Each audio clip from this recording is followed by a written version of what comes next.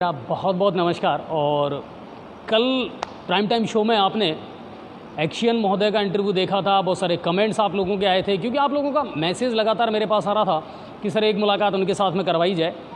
और बड़े तीखे और आप लोगों से जुड़े हुए सवाल हमने उनसे ज़रूर पूछे, लेकिन एक प्रशासनिक अधिकारी होने के नाते वो जितने तरीके से और जितने खुल के जवाब दे सकते थे उतने उन्होंने दिए। बाकी मर्यादाओं में रह कर के उन्होंने जवाब दिए, लेकिन हमने अपनी हर बात उन तक पहुंचाने का ज़रूर प्रयास किया था।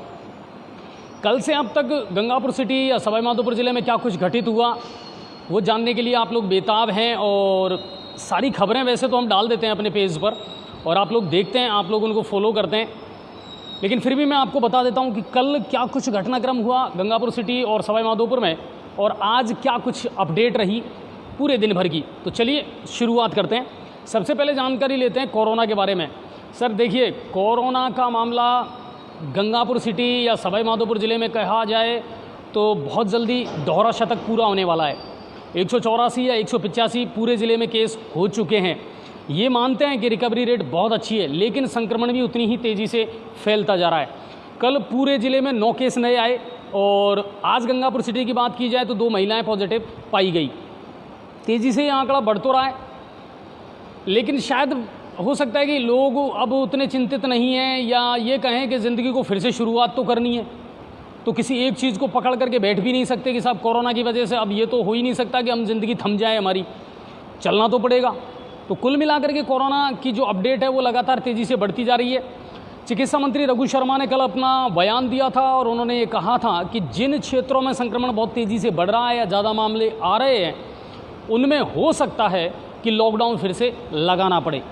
आपको मैं बता दूं, अगर राजस्थान में ऐसे हालात होते हैं तो गंगापुर सिटी सबसे पहले नंबर पर है, जहां लॉकडाउन की स्थिति पैदा हो चुकी है या हो रही है। लगेगा या नहीं लगेगा, इसको लेकर के बहुत सारी अफवाहें भी ज़रूर फैल रही हैं कि साहब लॉकडाउन लगने वाला है या नहीं लगने वाला। दोस्तों मैं आपको बता दूँ, अभी ऐसी कोई गाइडलाइन नहीं है कि लॉकडाउन लगने वाला है। हाँ, इतना ज़रूर है कि चिकित्सा मंत्री ने संकेत ज़रूर दिए हैं कि अगर इस तरह केसेस बढ़ते रहे तो हो सकता है कुछ क्षेत्रों में लॉकडाउन फिर से इजाद करना पड़े।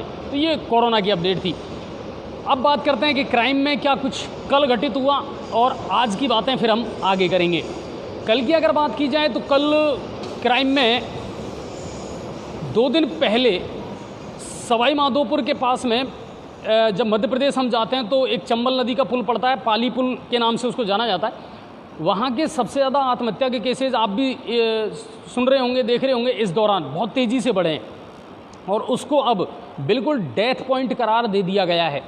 2 दिन पहले मध्य प्रदेश के रहने वाले एक व्यक्ति थे राम लखन जी, वो दांतरदा के रहने वाले थे और उन्होंने चलती मोटरसाइकिल से कूद करके और चंबल नदी में छलांग लगा दी। 2 दिन भारी मशक्क़त के बाद मध्य प्रदेश और राजस्थान की पुलिस ने सर्च ऑपरेशन चलाया कि उनकी लाश मिले कैसे भी करके, शव मिले। एसडीआरएफ की टीम भी बुलाई गई और आखिर में आज उनका शव मिला, जब तैरता हुआ नज़र आया बैरावड़ा कला पुलिस को, और शव को बाहर निकाला गया। बैरावड़ा पुलिस ने उसे अपने कब्जे में लिया, शव का पोस्टमार्टम करवा करके और शव परिजनों को आज सौंप दिया गया। तो 2 दिन से तलाश उनकी जारी थी। बताया जा रहा है कि राम लखन जी बहुत लंबे समय से बीमार चल रहे थे और अपना इलाज करवाने अपने भाई के साथ सवाईमाधोपुर आ रहे थे, और इस दौरान उन्होंने बीच पुल पर पहुंच करके इस घटना को अंजाम दिया। उनका शव आज निकाल लिया गया। तो ये 2 दिन पहले की घटना थी और आज इसका पटाक्षेप हो गया। कल शाम एक खबर हमने आपको दिखाई थी, खानपुर बड़ौदा के पास में एक व्यक्ति, सड़क दुर्घटना, बड़ी गंभीर स्थिति थी सर, और चेहरा उनका देखने लायक नहीं था। 108 एम्बुलेंस के कर्मचारी उनको लेकर के राजकीय अस्पताल गंगापुर सिटी आए, कोई परिजन उनके साथ नहीं था। मीडिया को जब इस बात की भनक लगी तो हमने जैसे तैसे करके जानकारी जुटाई और उनके परिजनों को इस बारे में सूचना दी। वो कुड़गांव के पास पैटौली का रहने वाला ऋषिकेश मीणा था और बाद में उनके परिजन वहाँ पहुँच गए और उनका इलाज अभी भी जारी है। ये कल की खबरें थी क्राइम के अंतर्गत। कल एक लाइव भी दिखाया था आपको कि मंडी के सामने जो नाला खुला पड़ा था उसमें गिर करके और एक अधेड़ बड़े गंभीर रूप से घायल हो गया था। दरअसल जब वो शाम को लौट रहे थे तो उनकी आंखों पर एक रोशनी आई, मतलब किसी वाहन की, और वो देख नहीं पाए थे उस चीज़ को, और उनकी बाइक समेत वो उस नाले में गिर गए और फ्रैक्चर हो गया उनके हाथ पैर में। इस खबर का असर ज़रूर हुआ कि आज नगर परिषद ने उसको पूरी तरीके से उस पर फेरो कवर लगा दिया है और उसको ढक दिया है। काश ये काम आप तुरंत कर लेते तो शायद ये दुर्घटना नहीं होती। तो ये कल की खबर थी। अब बात करते हैं आज की कि साहब आज गंगापुर सिटी या उसके आसपास क्या कुछ घटित हुआ। तो सर बहुत कुछ घटनाक्रम हुआ सवाई माधोपुर ज़िले में और गंगापुर सिटी और इसके आसपास।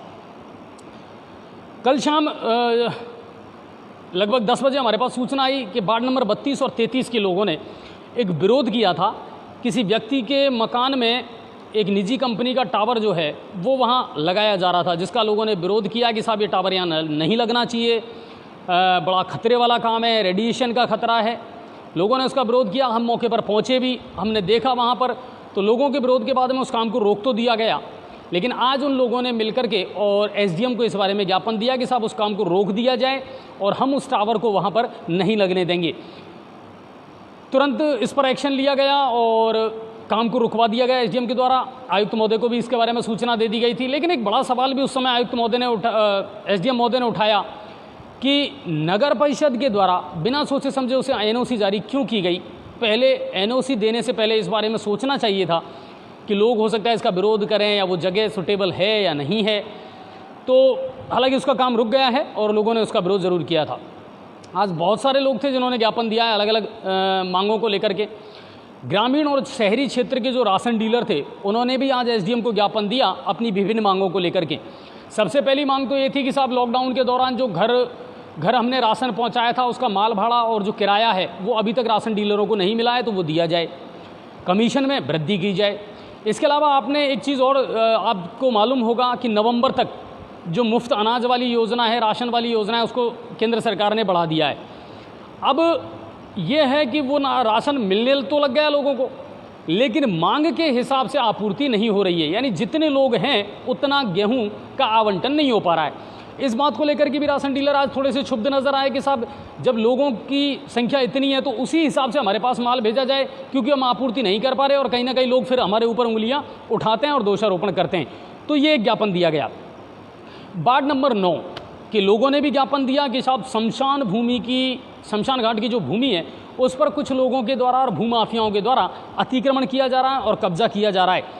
उसकी तारबंदी कर दी जाए, वहाँ कोई गार्डन विकसित कर दिया जाए ताकि भूमाफियाओं का जो कब्जा है उससे लोगों को निजात मिल सके और कम से कम शमशान घाट की जो भूमि है उसको तो भूमाफियाओं के चंगुल से बचाया जा सके। तो वार्ड नंबर 9 के लोगों ने ये ज्ञापन आज दिया था एसडीएम महोदय को। सवाई माधोपुर से एक रिपोर्ट आई। सवाई माधोपुर के मलाना डूंगर के पास एक गांव है रघुवंशी या रघुवंटी। वहां पर 24 तारीख को एक ट्रैक्टर चोरी की घटना हुई थी। ट्रैक्टर चोरी की उस घटना के बाद में पुलिस थोड़ी सी क्रियाशील हुई और पुलिस ने आज उस पर कार्रवाई करते हुए, दरअसल जो चोरी करने वाले 2 व्यक्ति थे वो उस ट्रैक्टर को बेचने की फिराक में थे और पुलिस को इस बात का पता चला और उन्होंने मौके से ट्रैक्टर भी और दोनों आरोपियों को भी आज गिरफ्तार कर लिया। तो 24 तारीख से लेकर के आज मतलब 2-3 दिन में इस घटना का खुलासा पुलिस ने कर दिया। जो दोनों आरोपी थे उनमें से एक करमौदा का रहने वाला था और दूसरा उसी गांव रघुवंशी का रहने वाला था। जो करमौदा के रहने वाले थे उनका नाम था फिरोज और जो रघुवंशी के रहने वाले थे वो हैं अजरुद्दीन। इन दोनों को पुलिस ने गिरफ्तार कर लिया है और पुलिस को लगता है कहीं ना कहीं कि इनसे और खुलासे भी हो सकते हैं चोरी जैसे मामलों को लेकर के। अब बात आती है कि वार्ड नंबर 39 और 40 में मतदाता सूची में गलत लोगों के नाम को लेकर के एक खबर हमने पहले भी चलाई थी और वो लोग लगातार ज्ञापन दे रहे हैं। आज भी वो लोग ज्ञापन देने आए थे कि साहब इस पर कार्रवाई की जाए और जिन लोगों के गलत तरीके से नाम चढ़ाए गए हैं उनके नाम हटाए जाएं और जो लोग डिज़र्व करते हैं उनके नाम इन सूचियों में जोड़े जाएं। तो उन लोगों ने भी आज ज्ञापन दिया है, वार्ड नंबर 39 और 40 के लोगों ने। एसडीएम विजेंद्र मीणा ने आज अपने ऑफिस में गंगापुर सिटी के जितने भी विभाग हैं उनके अधिकारियों की मीटिंग ली, कार्यों की जो प्रगति है उसको देखा, उसके बारे में जानकारी ली और जो अधिकारी अपने कार्य में लापरवाही कर रहे हैं उनको कहीं ना कहीं फटकार भी लगाई। स्पेशली अमृत योजना, सीवरेज वाला काम और विद्युत विभाग, इनको उन्होंने ये निर्देश दिया है कि जल्द से जल्द लोगों की समस्याओं का समाधान होना चाहिए। अमृत योजना के बारे में बहुत सारी शिकायतें हमारे पास ऐसी आ रही हैं। शिवपुरी बी का मामला है कि साहब यहाँ पाइपलाइन नहीं डाली गई या पाइपलाइन नहीं है। तो आज जब हमने उनसे बात की तो उनसे कहा कि आप पेशेंस रखें। अमृत योजना का काम चल रहा है और जहाँ पाइपलाइन, वैसे तो अमूमन सब जगह डल गए हैं, लेकिन अगर जहाँ नहीं डले वहाँ भी पाइपलाइन डाली जा रही है और कनेक्टिविटी की जा रही है। तो ये काम तेज़ी से चल तो रहा है, लेकिन थोड़ा सा आपको पेशेंस रखना पड़ेगा। इसके अलावा उस्मान कॉलोनी वाला एक मैटर था जो हमने आपको लाइव दिखाया था और एक्शियन महोदय से आपकी बात करवाई थी। एक्शियन महोदय ने उस समय आश्वासन दिया था कि आप इनको हमारे पास भेज दीजिए और हम इनकी समस्या का समाधान कर देंगे। वो लोग मिले भी थे और उनको बहुत अच्छा रेस्पॉन्स एक्शियन महोदय ने दिया था, जलदाय विभाग के ने, कि हम इस काम को आपके को करवा देंगे। लेकिन उन लोगों ने कल मुझे फ़ोन करके बताया कि साहब 15 दिन गुजर गए, लेकिन अभी तक एक भी कर्मचारी उस्मान कॉलोनी में नहीं आया है, ना ही इस समस्या का कोई समाधान हुआ है। हमने इस बारे में आज तुरंत जयन महोदय से बात की और उनका कहना था कि बिल्कुल सर, इस समस्या के लिए हम गंभीर हैं और कल नल की जब सप्लाई शुरू होगी तो मैं खुद मौके पर जाकर के देखूंगी कि समस्या क्या है और उसका हम समाधान करने का प्रयास ज़रूर करेंगे। तो मैं एक बार फिर से जलदाय विभाग से कहूँगा कि सर, पानी की समस्याएं शहर के अलग अलग इलाकों से हमारे पास में आ रही है। कहीं गंदा पानी है, नहर रोड जो शुक्ला कॉलोनी, धनवंतरी कॉलोनी वाला मामला है, वो जो एरिया है उसमें भी अभी भी लोगों की वही समस्या है कि साहब या तो पानी की सप्लाई हो नहीं रही है या वहाँ गंदा पानी आ रहा है। तो इस पर आप गौर ज़रूर करें। दयाल नगर से लोगों ने हमारे पास मैसेज किया है कि सर यहाँ भी पानी का मामला या पानी के जो हालात है वो बड़े ख़राब हैं। तो क्रमबद्ध तरीके से और सिंसियरिटी के साथ इन समस्याओं को अगर प्रशासन सुलझाने का प्रयास करेगा तो डेफिनेटली लोगों की समस्याएँ दूर ज़रूर होंगी। धुंधेसर की एक रिपोर्ट आज दिखाई थी आपको लाइव और हमारे पास मैसेज आए थे कि सर धुंधेसर के बारे में आप ज़रूर दिखाइए। तो धुंधेसर की आज रिपोर्ट आपको पदम जी ने दिखाई थी और अच्छी बात है, धुंधेसर का स्वरूप बदल गया। लेकिन बड़े दुख की बात यह है सर कि सरकार बदलने के साथ साथ धुंधेश्वर को जो पर्यटन के रूप में, पर्यटक स्थल के रूप में विकसित किया गया, अब वो अपनी बदहाली पर आंसू बहा रहा है। यानी धीरे धीरे वहाँ जो सुविधाएं पहले शुरू की गई थी अब वो लगभग ख़त्म हो चुकी है। ना वहाँ नलों की कोई व्यवस्था है, ना बिजली की कोई व्यवस्था है। पहले वहाँ गार्ड वगैरह और सुरक्षा की व्यवस्था की गई थी, अब वो भी वहाँ नहीं है। तो कुल मिलाकर के ये है कि बहुत अच्छी लागत के साथ पूर्व विधायक ने और पूर्ववर्ती सरकारों ने जिस पर्यटक स्थल को एक अच्छे रूप में विकसित किया था वो अब अपनी बदहाली पर आंसू बहा रहा है। और अब सरकार का उस ओर बिल्कुल ध्यान नहीं है, जनप्रतिनिधियों का बिल्कुल ध्यान नहीं है। गंगापुर सिटी के आसपास अगर आप देखें तो गंगापुर सिटी में है क्या साहब? गार्डन है, वो भी अब थोड़े बहुत विकसित हुए हैं। धुंधेश्वर पर्यटक स्थल के रूप में विकसित हुआ, लोग वहाँ जाते थे, सावन का महीना चल रहा है, झरने वहाँ चल रहे हैं। लेकिन अब जाएँ तो कैसे जाएँ? क्योंकि अगर आपने आँख ही मूंद ली और उसका विकास के बारे में आपने सोचना ही बंद कर दिया तो फिर सुविधाएं अगर आप धीरे धीरे ख़त्म कर दोगे तो वो पर्यटक स्थल फिर से बदहाल हो जाएगा। तो ये ज़रूर वहाँ एक बड़ी दुखद बात हमको पता चली कि साहब वहाँ जो चीज़ें 2 साल पहले थी वो अब धीरे धीरे ख़त्म हो चुकी हैं। तो धुंधेश्वर पर्यटक स्थल पर ध्यान देने की आवश्यकता ज़रूर है प्रशासन को और जनप्रतिनिधियों को। खबर का असर मैंने अभी आपको बताया, मंडी का जो नाला है उसको अब पाट दिया गया है। उस्मान कॉलोनी वाली जो समस्या है उम्मीद करता हूँ वो जल्दी समाप्त हो जाएगी। पाइपलाइन के बारे में शिवपुरी से हमारे पास में आई थी, कृष्णा कॉलोनी, दयाल नगर, लोगों की वहाँ से लगातार कंप्लेंट आ रही है कि साहब पाइपलाइन नहीं डाली जा रही है और पानी की समस्या लोगों के लिए यथावत बनी हुई है।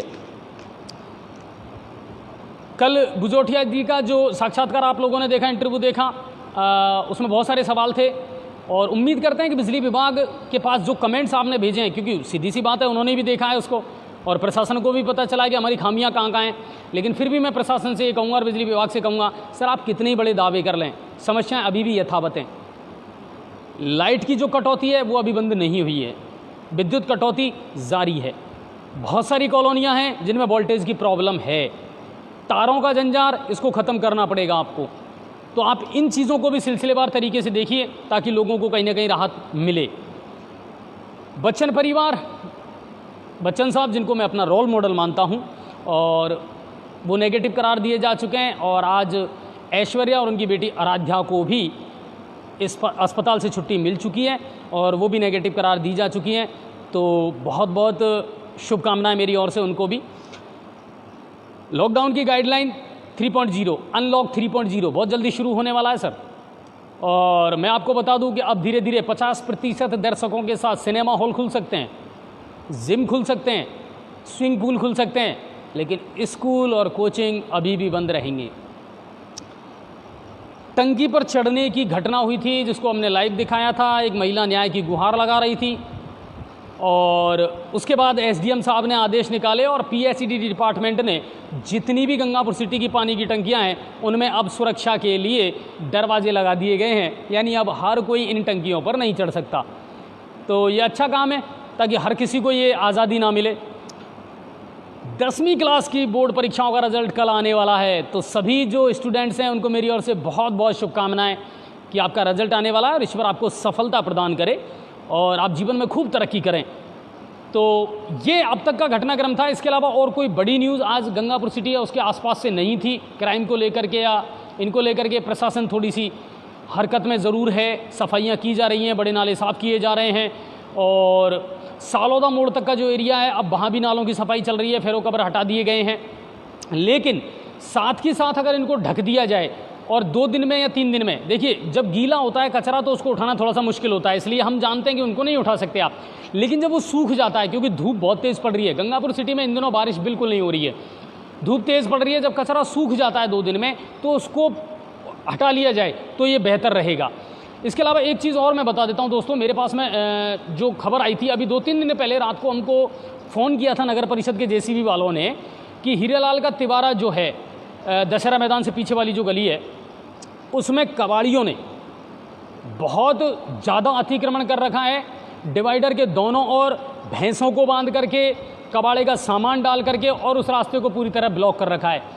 मेरी आप लोगों से रिक्वेस्ट है सर कि कहीं ना कहीं परेशानियां बढ़ाने में आप लोगों का भी उतना ही हाथ है, चाहे वो गंदगी का मामला हो, चाहे अतिक्रमण का मामला हो। इसे कर कौन रहा है? लोग ही तो कर रहे हैं। अब प्रशासन बार बार आपसे लोगों से रिक्वेस्ट कर रहा है कि आप इस तरह की हरकतें ना करें। अतिक्रमण क्यों कर रहे हैं आप लोग? आपको इस चीज़ पर ध्यान देना पड़ेगा। सफाई है उस पर भी कहीं ना कहीं गंदगी और कचरा भी आप ही लोग कर रहे हैं।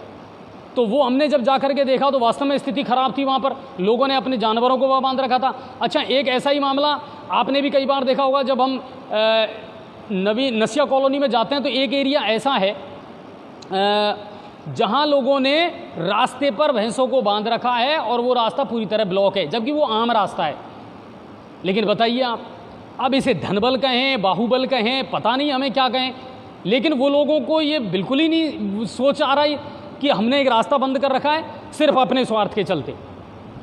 बहुत सारे रास्ते हैं सर ऐसे गंगापुर सिटी में जिन पर लोगों ने दबंगता के साथ में अपना कब्जा कर रखा है और प्रशासन उन पर ध्यान नहीं दे रहा।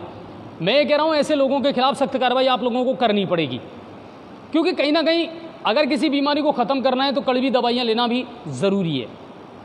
तो ये बड़े मामले हैं सर और बड़े इशू हैं, इन पर धीरे धीरे प्रशासन को ध्यान देना पड़ेगा। अब बात करते हैं, एक छोटी सी बात है जो मैं आप लोगों के साथ शेयर करना चाहता हूं और ये कहीं ना कहीं आप लोगों ने भी अपने जीवन में महसूस किया होगा। जिस दिन कोरोना ने हिंदुस्तान में दस्तक दी और लॉकडाउन लगा सर, वो ज़िंदगी और उसके पहले की ज़िंदगी दोनों में ज़मीन आसमान का फ़र्क आ चुका है। लोगों की सोच, लोगों के विचार, लोगों की मेंटेलिटी ये सब बदल चुकी है। लोग धीरे धीरे बेरोज़गार होते जा रहे हैं। बहुत बड़ा मुद्दा है सर। बहुत सारी कंपनियां, बहुत सारे सेक्टर ऐसे हैं जिन्होंने अपने कर्मचारी हटा दिए हैं। हिंदुस्तान का सबसे बड़ा अखबार, मैं नाम नहीं लेना चाहूँगा, लेकिन उसने भी अपने कर्मचारियों में कटौती करना शुरू कर दिया है और मेरे सुनने में आया कि लगभग 4000 कर्मचारी उन्होंने हटा दिए। बहुत सारे न्यूज़ चैनल ऐसे हैं जो अब बहुत बुरे दौर से गुजर रहे हैं और उन्होंने भी कर्मचारियों की छटनी करना शुरू कर दिया है और कर्मचारियों को हटाना शुरू कर दिया है। आत्महत्या के केसेज हैं वो बहुत तेज़ी से बढ़े हैं, क्राइम है वो बहुत तेज़ी से बढ़ा है, क्योंकि देखिए बहुत सारा जीवन का हिस्सा ऐसा है सर जिसको कोरोना ने प्रभावित किया है। बच्चे स्कूल नहीं जा पा रहे, ये मानसिक तनाव है उनके ऊपर। ये वो बच्चे हैं जो एक दिन ये गुजारिश करते थे कि कब छुट्टी आएगी, लेकिन आज वही बच्चे ये कह रहे हैं कि कब स्कूल खुलेंगे। लोग बेरोज़गार होते जा रहे हैं। ठेले वालों की जो तादाद बढ़ती जा रही है ना, उसका कारण भी यही है कि लोगों के पास पैसा ही नहीं है दुकानों का किराया देने के लिए, तो वो सड़क पर आ गए। अब किया क्या जाए, सवाल बहुत बड़ा है। लोग रात दिन मानसिक तनाव से गुजर रहे हैं कि आखिर क्या करेंगे, कैसे ज़िंदगी चलेगी। सर मैं इतना कह सकता हूँ आप लोगों से कि हालात बहुत जल्दी नहीं बदलने वाले हैं। पहले लग रहा था कहीं ना कहीं कि शायद अगस्त तक, मिडिल अगस्त तक कोरोना का संक्रमण कम हो जाएगा, ज़िंदगी वापस पटरी पर लौटेगी, लेकिन बहुत बड़े हिस्से को, अर्थव्यवस्था को इसने प्रभावित किया है। आपको पता है बहुत सारे बड़े प्रोजेक्ट हैं विकास के, वो क्यों रुके हुए हैं? वो इसीलिए रुके हुए हैं सर कि सरकार के पास में पैसा ही नहीं है। और जिसमें राजस्थान राजस्थान में तो वो सियासी ड्रामा चल रहा है जो आप और हम टीवी पर बैठ करके देख रहे हैं। आज क्या हो रहा है, आज किसको ज्ञापन दिया, आज कहाँ घेराव किया, उनके लिए कोई सोशल डिस्टेंसिंग नहीं है साहब, क्योंकि सत्ता उनके हाथ में। मर रहा है तो सिर्फ आम आदमी मर रहा है, परेशानी आ रही है तो सिर्फ आम आदमी को आ रही है। तो हमें पेशेंस रखना पड़ेगा सर, हमें धैर्य रखना पड़ेगा। ये जो बुरा वक्त है ये भी गुजरेगा, जब वो गुजर गया तो ये भी गुजरेगा, लेकिन धैर्य रखना पड़ेगा सर। अपने आप को कैसे भी करके खुश रखिए।